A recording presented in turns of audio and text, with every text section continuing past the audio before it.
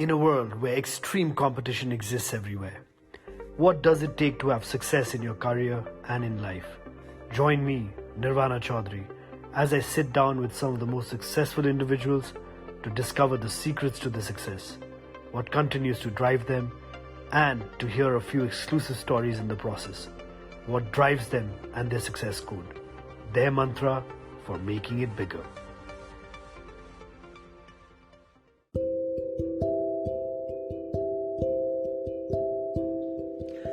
Hello everyone, this is Nirvana Chaudhary back again with my podcast Making It Bigger. As always, I have some tremendous individuals who are just making an amazing impact in their world, entrepreneurs, people from various fields. Today, I have with me my dear friend, Mr. Hemraj Dhakal, Managing Director of IME Group. Someone who's been an integral part in the transformation of how remittance and financial services work. Starting out with the remittance company, today IME Group can boast as being one of the most leading financial services group. Apart from his entrepreneurial traits and journey, Hemraj is a wonderful human being. He's got a tremendous spiritual side of it. So Hemraj, thank you so much for coming on my show. Thank you, Nirvan, for having me here. Also, thank you very much. It's my honor and privilege to share my experience in your show. Thank you so much, Hemraj. So, the first question that I always ask everyone, you've been tremendously successful, not only as an entrepreneur, but I think as an individual. I've had the honor of spending time with you and really listening to some of the turning points in your life that has transformed you to the person you are today.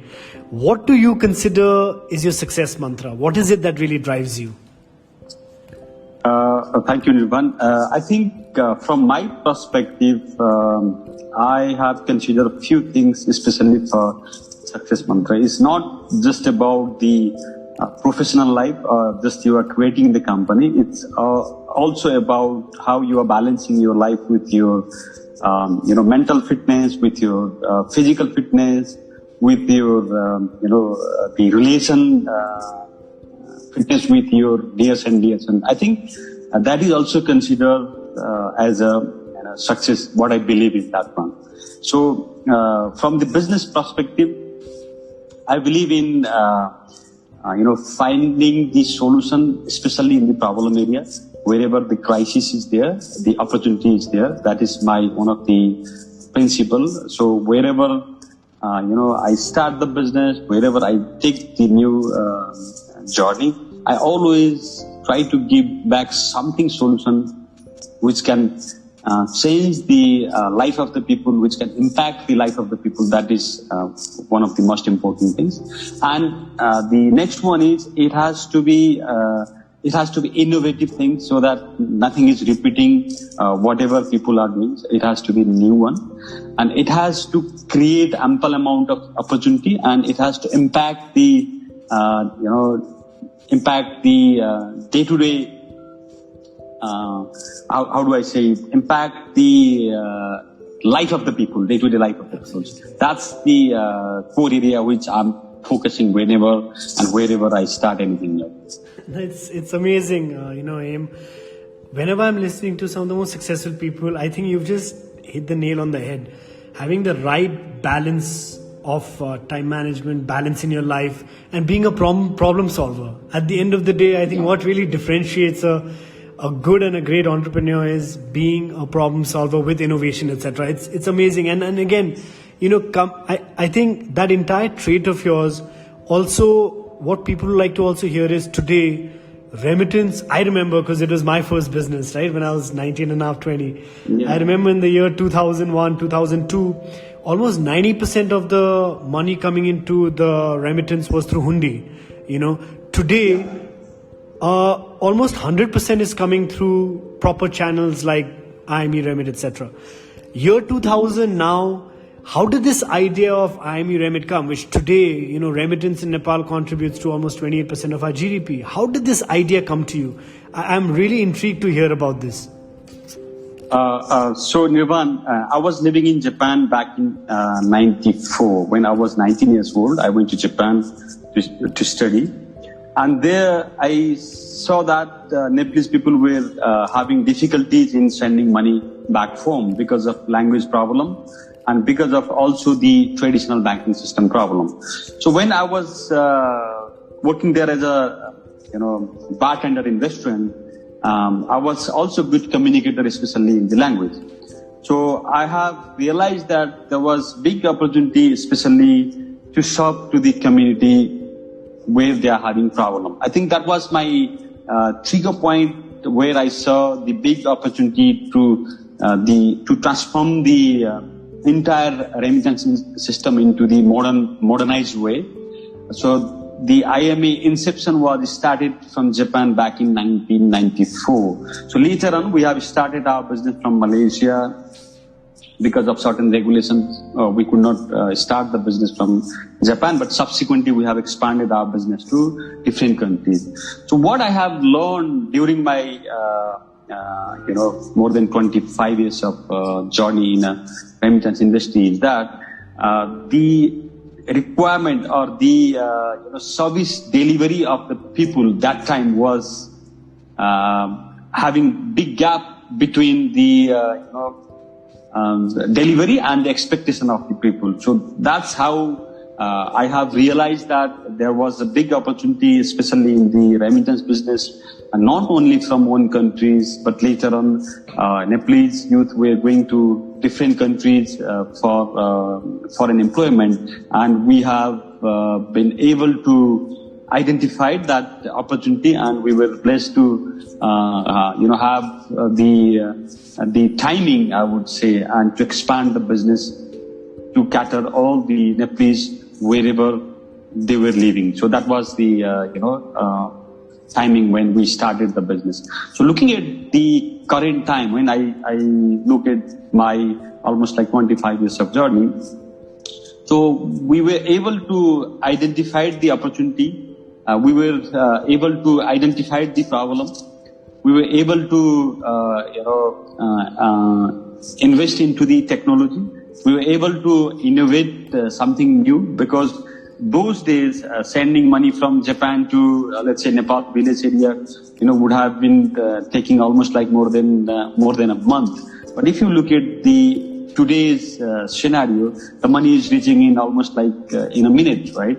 So that was the innovation, that was the technology which made it possible. So we were lucky enough to have adopted that technology, and we were lucky enough to have the team which helped us to grow, not only in terms of business, but mindset of especially bringing new technology into the business. I think that was the main turning point. The technology was the turning point, which could basically exploded and expanded the business throughout the country. I would say that one.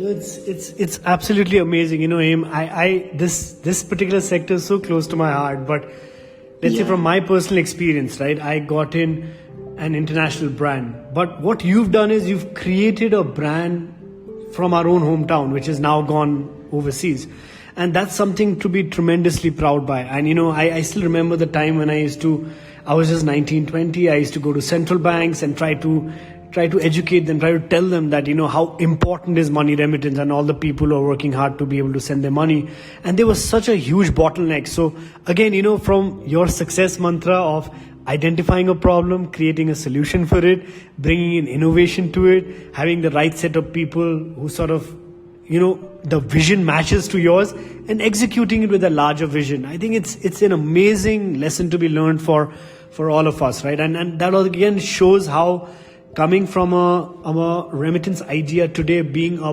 pan player in the financial services ecosystem is something absolutely amazing.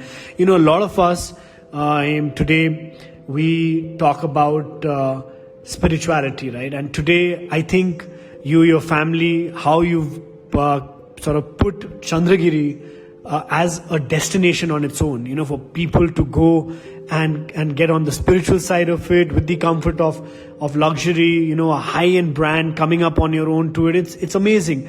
And I think, one of the most important aspects today is that spirituality that new generation needs to have. What are your views on how important is spirituality in our generation?